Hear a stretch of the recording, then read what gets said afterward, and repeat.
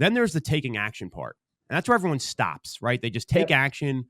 They don't inspect. They don't look at what's going on. They don't have a long-term view. And then it doesn't work after like a couple weeks, and they just move on to something else.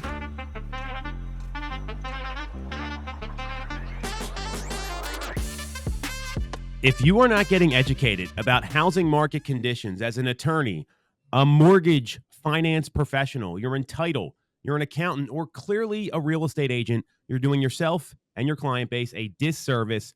This is the Knowledge Brokers Podcast. I'm Tom Toole here with Lisa Chinatti and Byron Lazine. They couldn't replace me with Logan Motoshami 2 weeks in a row, so I got my spot back magically, which is fantastic. You guys didn't cover this last week, I don't think. The DOJ proposing an end to seller-paid commissions in the great state of Massachusetts. Lisa, I want to get your take on this in a second here. Thursday evening, the DOJ of last week filed a statement of interest. So just to be clear, this is not like a ruling or a change. It's an objection filed based on the settlement in the Nozelec suit, which was affiliated with the MLS PIN, a brokerage-owned MLS. And the short of it was, this would prohibit sellers from making commission offers to buyer brokers at all, according to the DOJ in a statement as reported by Real Estate News. Lisa, I want your take on this first, because this is your state. Massachusetts isn't the most business-friendly state. It's just a fact, no, not good or bad. Obviously, Lisa 100%. has a big business up there. This is a big deal because it's different than a commission lawsuit. This is the DOJ who can enact change a lot quicker. Yeah, totally. So it's been interesting because there's been very little communication that's come from MLS PIN, which I found fascinating, but definitely I think we all knew it was coming, at least those that are somewhat connected within the space. Interestingly, I was a part of some text conversations last night.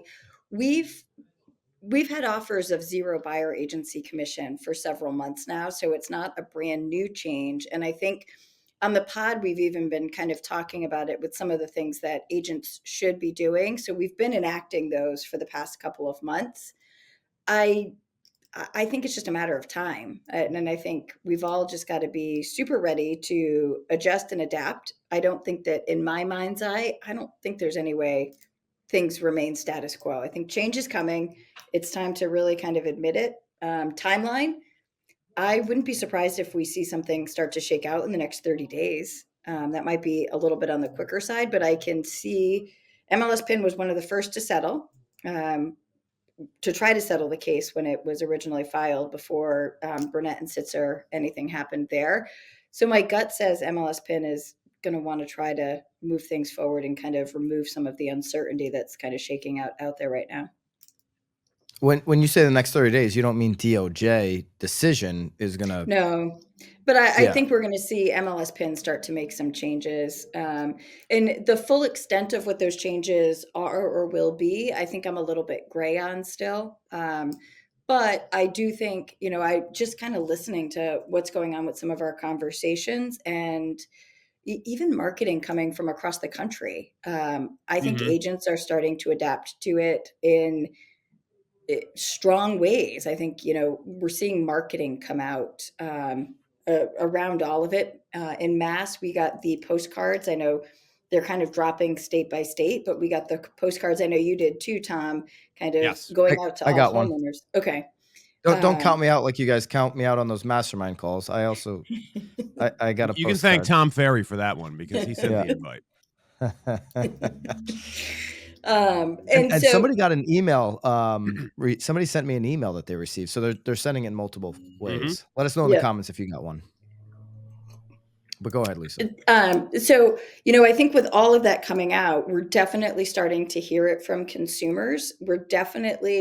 I don't have an exact count because we can't sort by it, but there are zero comp listings offered in MLS PIN in Massachusetts right now. And it's, historically, if we had that, a couple a year, but I think we're going to see it really start to take off. We're hearing it in our listing conversations. And then, like I said, just watching marketing that other agents are putting out both locally and nationally saying, I am the brokerage that is not going to charge a buyer agency commission. We're seeing those advertisements on the up for sure. Yep. With high-end real estate companies. These aren't fly-by-night discounters. These are people that are, have historically handled the people that want all the service and want the full package. Keep going. Yeah.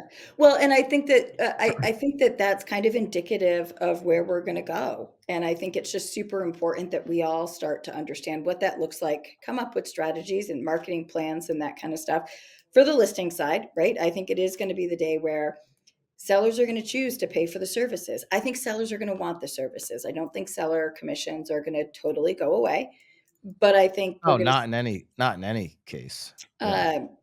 and it's going to be more and more, the onus is going to be pushed to the buyer and the buyer agent to have that same negotiation that the seller and the seller agent are having. And buyer agents need to be aware of what the value are. So just like those listing agents are saying, we're still going to do the high-end marketing, we're still going to do photography and videography and all of that stuff.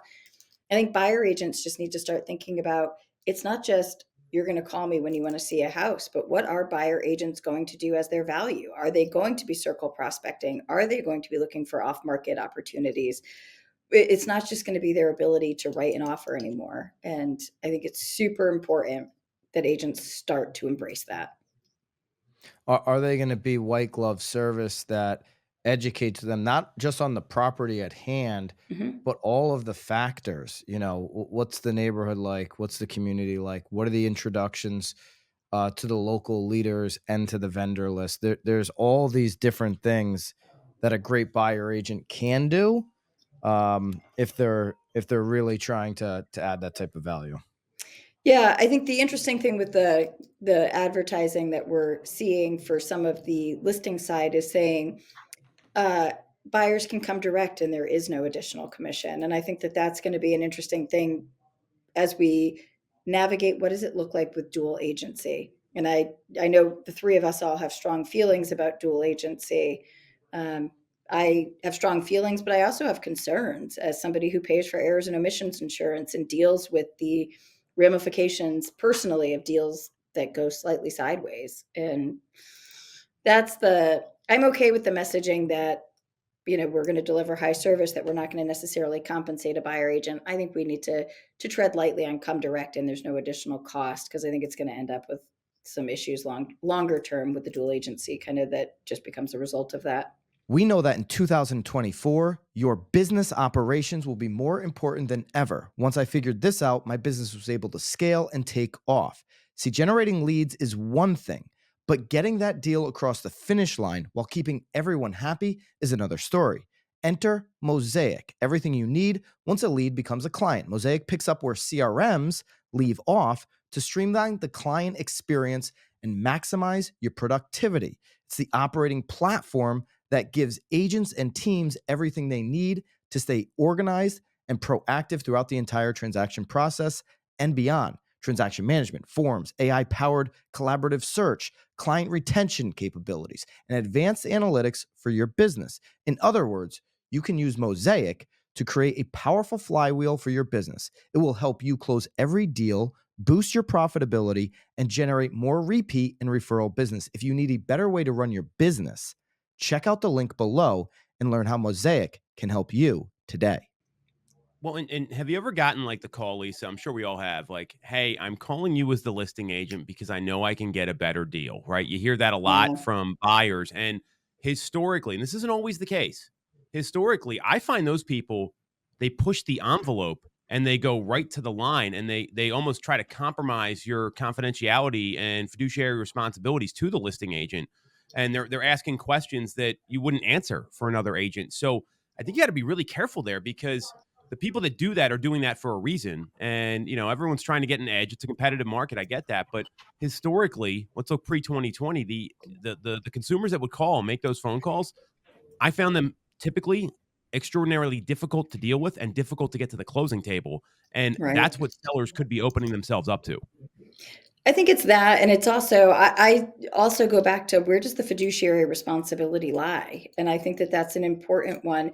Just, those conversations that happen between seller and agent with what is the amount of money that they will accept. And in some markets, right, and not necessarily, I think, any of the three of ours, I think we're still working in a heavily low inventory market where days on market are still low, multiple offers are still the norm. But in some markets where days on market are starting to creep up, they're again, not saying that it will happen, but it does open up the door for the agent who just wants to get that deal done, right? To be able to disclose maybe some information that shouldn't necessarily be disclosed and wouldn't be disclosed if they weren't representing both sides. In a market, because we've been in markets that have been extremely high inventory, and sellers get anxious, they get rattled easily as months wear on them of being on the market. When we see a market, not anytime soon, but in the somewhere in the future, you will see that market come back where there's high days on market. Do you anticipate sellers, say this gets decoupled and DOJ does not allow for compensation to be offered in the MLS to a buyer? Are sellers going to be well, I want that. Well, sorry, it's a rule. You can't have it. Because sellers will try to, sometimes I've seen sellers, I'll throw in my car for the agent that brings the best offer. I'll give a $10,000 bonus Right. to the buyer agent on top of the commission that I'm offering. Sellers in a market like that start to offer the world. I saw it in 12, 13, 14. 100%. So that they'll be pushing listing agents to do these types of things, and the agent might be handcuffed in that world where DOJ uncouples this and makes it law where you can't actually offer that comp in the MLS. Well, it's interesting. I don't think it's an if. I think it's a when. Right. That's my take on I it. think we all agree on that. Yeah. I think it's just I don't know. I like to think that there'll be some ways that in those or maybe don't necessarily like to think, but I think agents will find a way, whether it's putting it into the public remarks or whatever else, where it maybe disappears as a search, or it's not a search box, but it's a highlighted area. Should a seller have the option to sign a waiver and say, I want to be able to offer this comp? Absolutely. I mean, it's a free market, right? And I think that's kind of the same issue that we run into now, where like the clear cooperation rule, the NAR says what you can and can't do with your house. Well, hey, NAR, it's my fucking house. I'm going to sell this the way I want to. Like, I mean, you're impeding on rights here at some point. I mean, I think there's going to be a question about this, and I'm not an attorney, none of us are, but a seller should be able to do that. It's so different than the waiver they have to sign to hold it off the MLS while you get photos done and all these other things. So this is where this is going to be problematic, and I think there's a lot of questions about this. I met with my attorney yesterday regarding this, and we're talking about it on the buyer side, right? Like, so there's probably going to have to be some financing laws that change to allow for compensation to be rolled in as a seller's assist or a seller's concession. Because how many times have you two seen a buyer? They go to their max. No, they have no cash left. Like they have stuff in retirement and other places, but they've exhausted their entire cash budget on a purchase. And they're not going to be able to afford a commission on top of that. So there's a lot of things that are going to be impacted here. I think Lisa brings up a lot of great points. And like, who's to tell the seller what to do? You own a house free and clear. You can't sell it the way you want to. Yeah, I read one other one that was interesting, and I just, excuse me, did a quick Google to see if I could figure out where it was. I was reading, there's one state that has something pending that would limit agents. It's not said, it's not gone through, but it's in discussions, limit agents to being able to not charge a commission above 50% of the seller's equity. And the premise was that for sellers who only bought the home a year ago and who may not have equity, that they shouldn't have to be upside down to sell the home or take it as a loss on the commission aspect of things, which is just, again, it's an interesting thing that could potentially put those sellers at a deficit. Well, but like, what about a short sale negotiator then, right? Are they allowed to charge a fee? Because they charge fees to, get people out of hundreds of thousands of dollars of debt. But like, you're picking and choosing here. And I think this is where the problem is. And I'm not saying any of this is right or wrong, but you can't have like a one-off example here, but it doesn't apply to this industry. Right. And this is the road that we're going down, which is a little, it's a little concerning. Well, an injury attorney, to flip it back to the attorneys, right? You could be in an injury, out tons of money, medical bills, all this stuff. The injury attorney, when they get an award, is going to take, a significant chunk of that for sure. So, I mean, to your point, Lisa, on that rule, I did see that rule. it's a market, and if you want to put yourself in the best position to sell, sometimes you got to make that choice to lose a couple points, whatever the commission is, Mhm. to be able to get the sale on your timeline, as opposed to not being able to navigate the process. And sometimes time is worse than just ripping the Band-Aid off in the beginning. So we're all in agreement. DOJ's this is probably going to happen, high Mhm. Yeah. likelihood, right? I'm also sources, air quotes, sources are telling me, okay, exclusive BAM sources are telling me BHHS is probably going to settle at any moment. It could happen. They're in active settlement discussions. I think that's obvious. You don't even need a source to tell you that. So when they settle, now it's just NAR left. Notorious ROB reported, and Housing Wire used him as sources for saying that NAR does not have the The liability insurance to reserves. cover Yeah. this thing. So, really, does at this point you've got a wounded NAR standing there as the lone duck. You've got DOJ breathing down their neck. Are they going to be able to make, check the box on every rule that they want the way they want it, or is NAR going to have any impact on lobbying influence on how this is structured?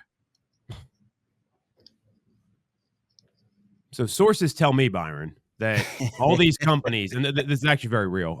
All these companies settled because they typically settled to the maximum amount they could get out of the insurance company. That was the source that's why the numbers have been kind of all over the place.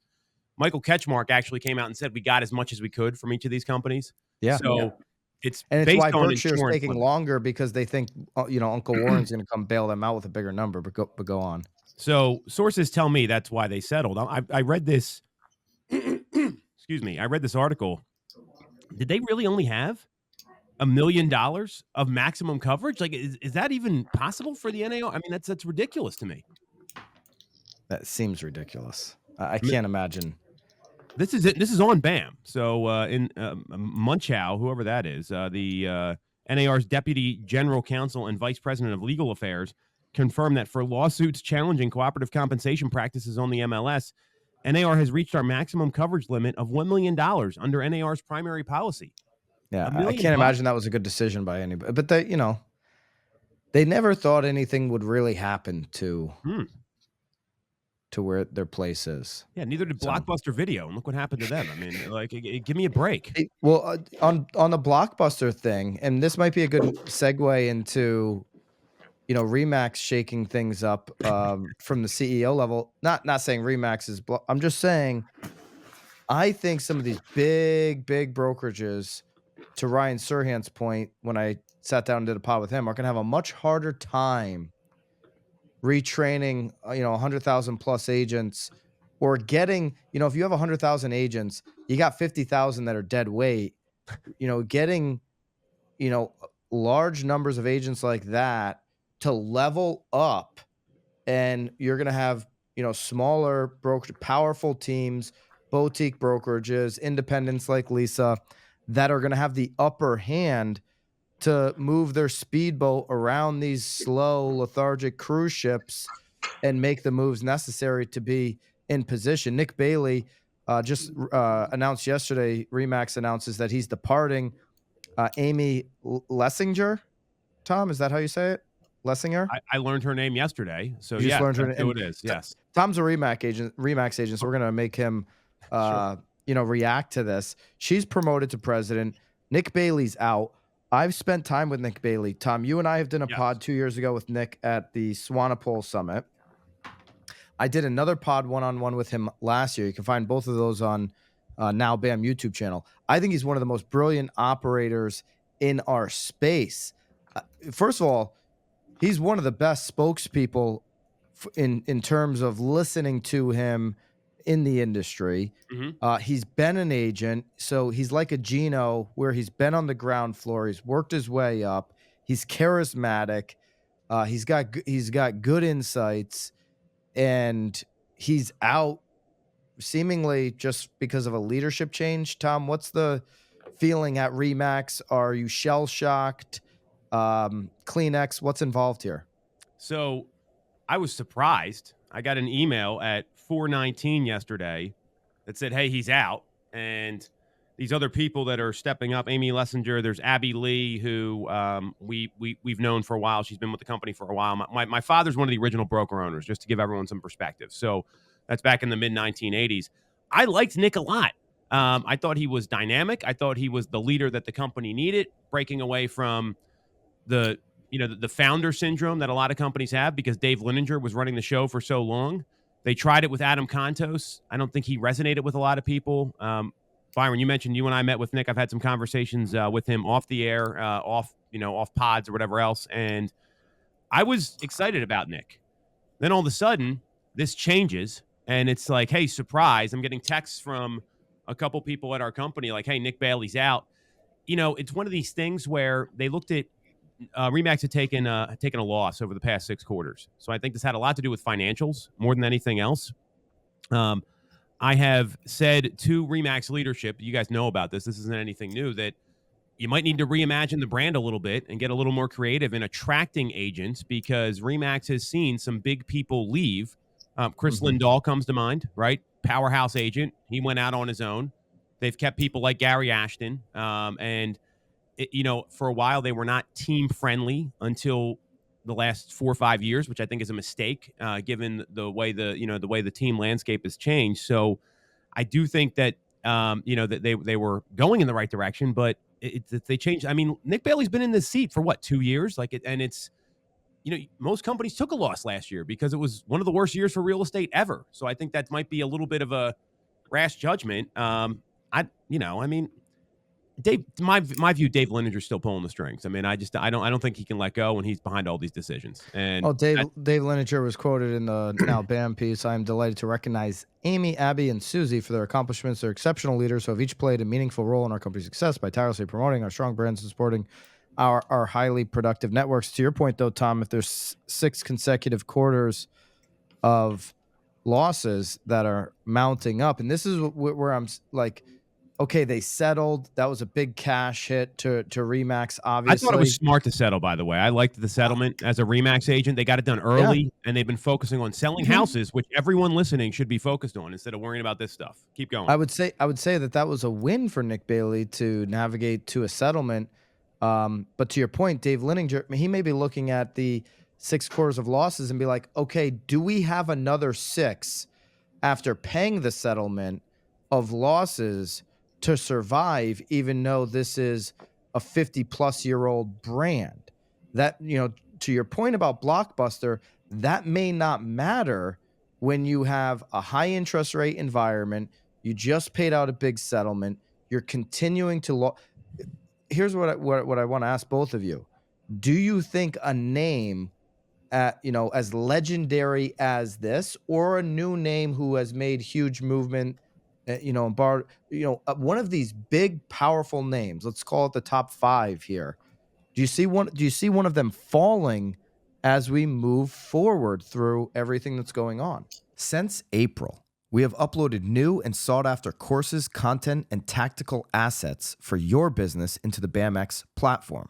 Not articles behind a paywall that only pontificate to you what you should think and do, but education that actually shows you how to do what you need in today's market.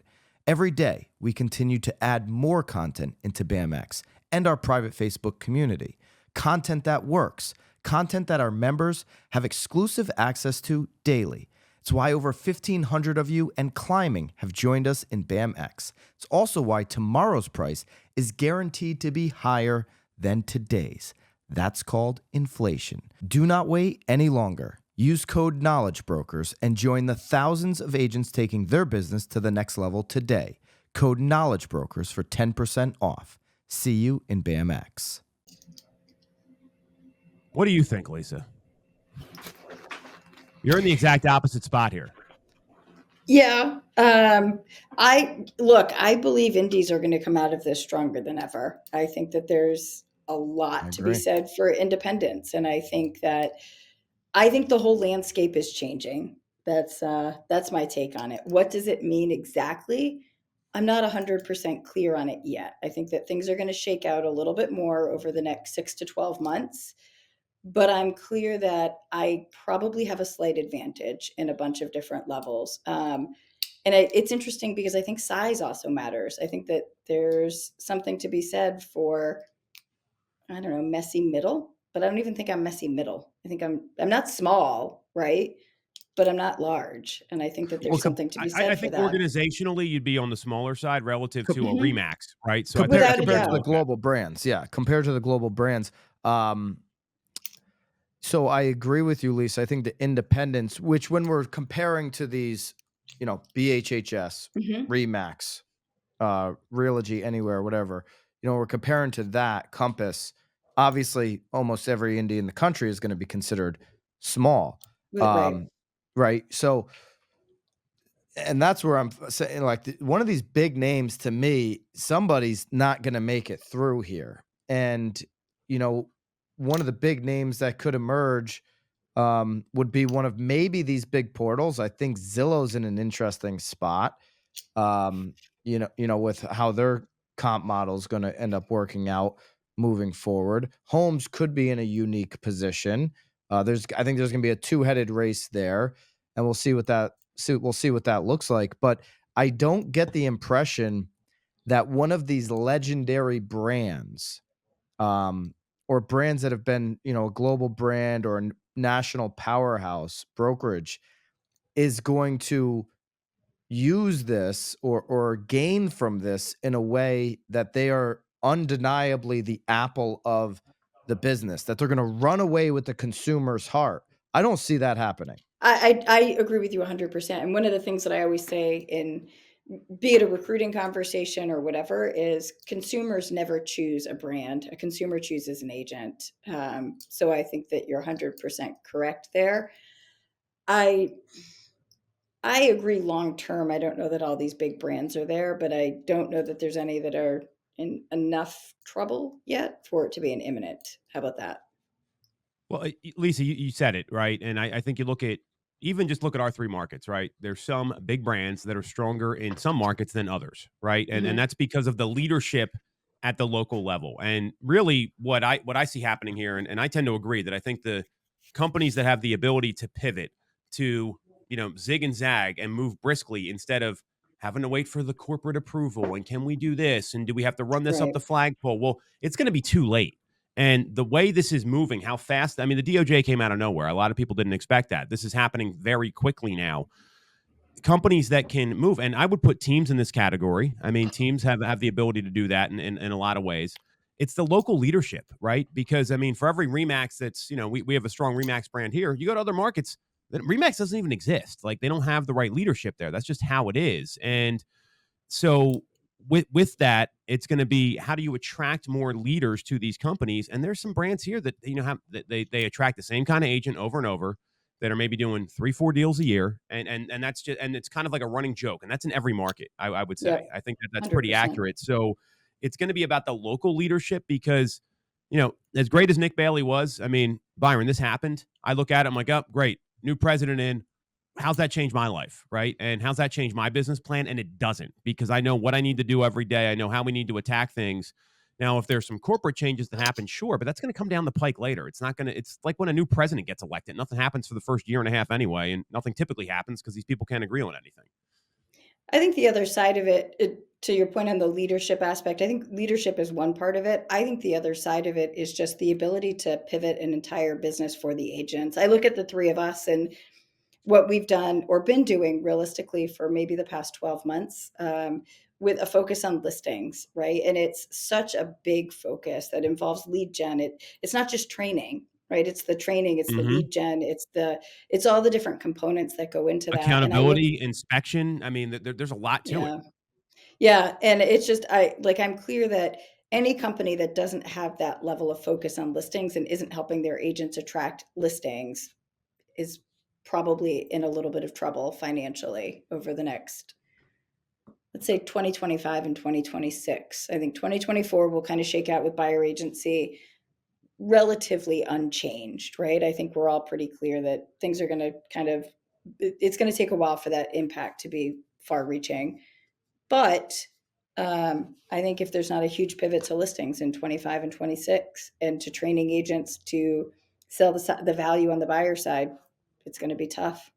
So listing lead generation, companies that listing lead generation training deep in the community, because that's how you obviously elevate your listing status, Yeah. and or luxury price points Right. are going to be the two kind of shops that are able to get out of this in the best situation. Yeah, like I look at it, I think back to some of the text conversations the three of us were having this morning about just the trouble with it. And look, I think all three of us run amazing businesses with great accountability and some of the best agents in the business. And I look at like where the balls are being dropped and the ability to get agents to do a high level of follow up for in what we're taking on as companies in order to run that follow up for a year. And I look at Coldwell Banker, I look at Keller Williams, Remax, Compass, any of the big ones. They don't have the bandwidth and the structure to do the level of nurture that we know is actually going to be what it takes to keep the listing funnel going. Well, that's a great point because the listing funnel to me, and this is probably one of the areas I would say why I'm strongest in terms of our business. The listing funnel starts where everyone gets the education, right? They start off, they learn like, okay, here's all the lead pillars, and maybe there's some Yep. stuff you test, but it's basically the same stuff we've heard. At least I've heard the past 20 some years. Then there's the taking action part, and that's where everyone stops, right? They just take Yep. action. They don't inspect, they don't look at what's going on, they don't have a long-term view, and then it doesn't work after like a couple weeks and they just move on to something else. And Mhm. this is the challenge because a lot of times they move on to what's like the quick hit, and the anything that gives you like immediate gratification in your business is probably really bad for the health of the business long term, right? Think about if you go Without out a and you doubt. want to like eat like a big juicy cheeseburger. You're going to be feeling that the next couple days instead of having like a kale salad and going to the gym, and it may not be fun, but long term it's going to build health, right? So the inspection and the understanding of this is a long-term game and there's going to be conditions where people want to explore, right? We were talking about someone, I forget, it was one of the prospects, Lisa, but I had the same conversation with an agent on our team. His daughter's graduating in June, right? That's the earliest this guy's ever going to even think about moving. And you can't just say, all right, well, I'm going to call you in June. No, you've got to have follow-up steps in between. There's got to be communication there because if you think you're the only agent they're talking to, that's not going to work. Byron, you Mhm. talk about community presence, right? The local brand matters. And the more that gets going, the more conversations that are there. And that's why the inspection is really important because then you can recommit to the stuff that maybe you missed the first time around, like the handwritten note follow-up, the personalized videos, so many different things you can do. And the listing funnel, if you get away from it, right? You know what the alternative is? Go work with a lot of buyers. And that is, there's such a lack of control with buyers right now. You could write the best offer ever and compete against 26 others. This happened to us over the weekend. There's 25 losers in that situation, right? You could do everything right and still lose. You get a listing, you have control. And that's the biggest difference in the business. And a lot of people don't want to commit to how long it takes to develop that skill. The difficulty of the market is going to matter as well. New York City is going to have very little impact or, there's going to be very little impact to the brokerage community in New York City on any of this stuff because it's a difficult market to navigate from a consumer perspective. It's one of the few markets in America that is so unique to itself that there's going to be insulation there. So if you're in a complicated market, more difficult market, there's going to be insulation inside of that. If you're in an easy market where transactions are a little more obvious, a little easier for the consumer, to navigate, it's going to come down to that community brand, that real dominant presence of being able to connect all the other dots that are hard, the moving and the all of that kind of stuff. My advice here, when you're thinking about how, just to tie this all in together, when you're thinking about the DOJ, decoupling lawsuits, is where we started the conversation, and you're thinking about your own situation and your own brokerage relationship, at this point, I wouldn't be signing any long-term type of non-competes for, I think Tom said it, for some type of short-term gain on your business. I'd be staying fluid because you don't want to be on the ship that's heading towards the iceberg with 3 years left on your deal. Okay, well, if the iceberg hits and they go under, then yeah, but you're going to have to wait that whole mess out.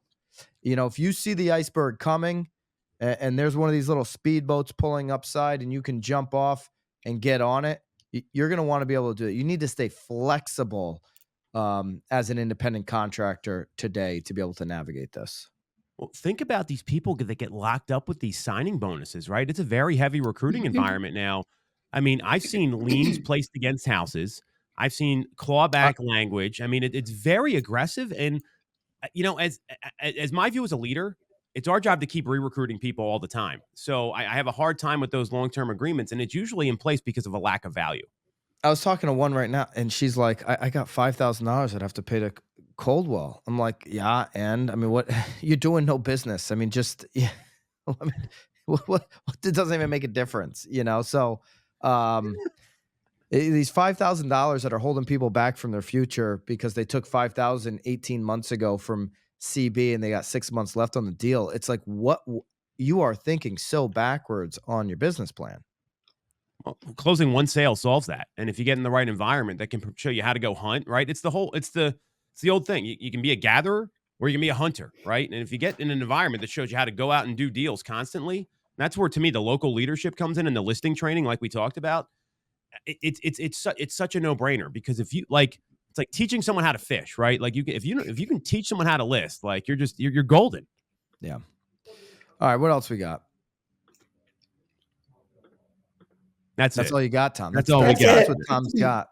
That's it. There's a lot to talk about here. I mean, we can go through all the economic stuff. You guys covered that with Logan last week. We did. Yeah. Just a quick shout out. If you missed last week's pod, we'll put it in the link down below.